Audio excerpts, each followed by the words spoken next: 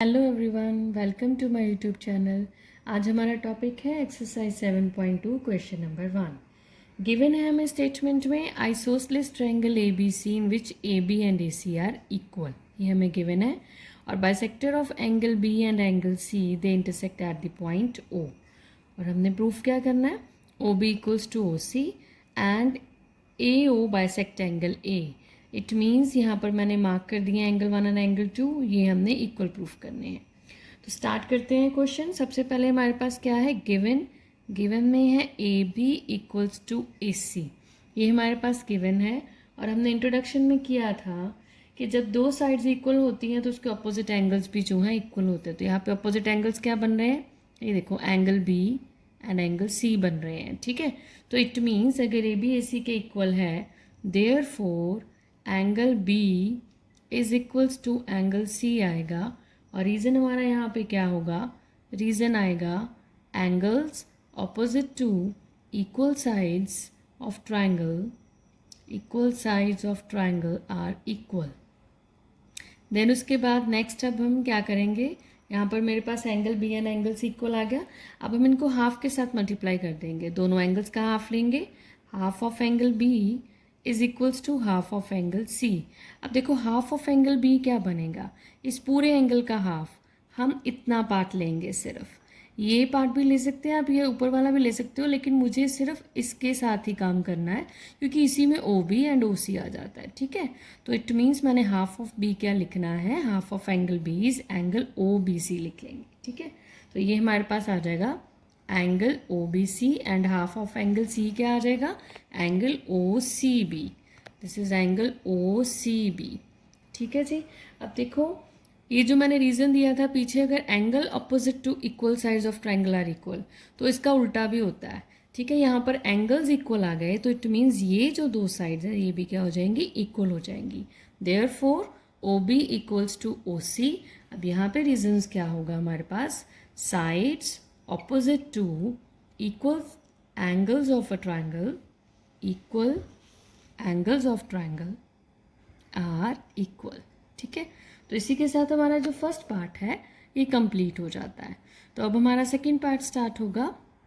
Second part में हमने क्या बताना है कि ये जो एंगल ए ओ है ये बाइसेक्ट करता है एंगल ए को। तो इसमें हम क्या करेंगे, सबसे पहले इसकी स्टार्टिंग में हमने ट्राइंगल्स ले लेनी है। In triangle A O B and triangle A O C, ये जो दो ट्राइंगल्स हैं, एक ये फर्स्ट वन और ये सेकंड वन, इनको हम कॉन्ग्रुएंट प्रूफ करेंगे।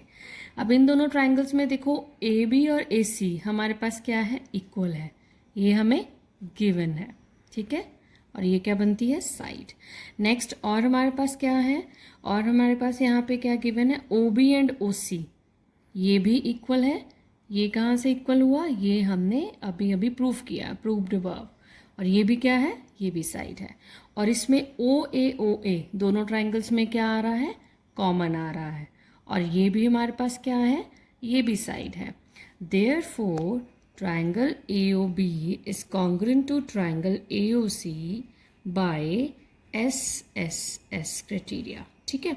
अब अगर दो ट्राइंगल्स कॉन्ग्रुएंट हैं तो it means by simplicity angle 1 is equals to angle 2 हो जाएगा।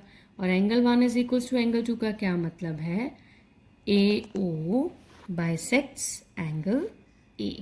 तो इसी के साथ हमारा जो सेकंड पार्ट है इस क्वेश्चन का वो भी कंप्लीट हो जाता है। नेक्स्ट हमारा सेकंड क्वेश्चन है, स्टेटमेंट है in triangle A B C A D is a perpendicular bisector of B C. A D B C का परपेंडिकुलर बाइसेक्टर है।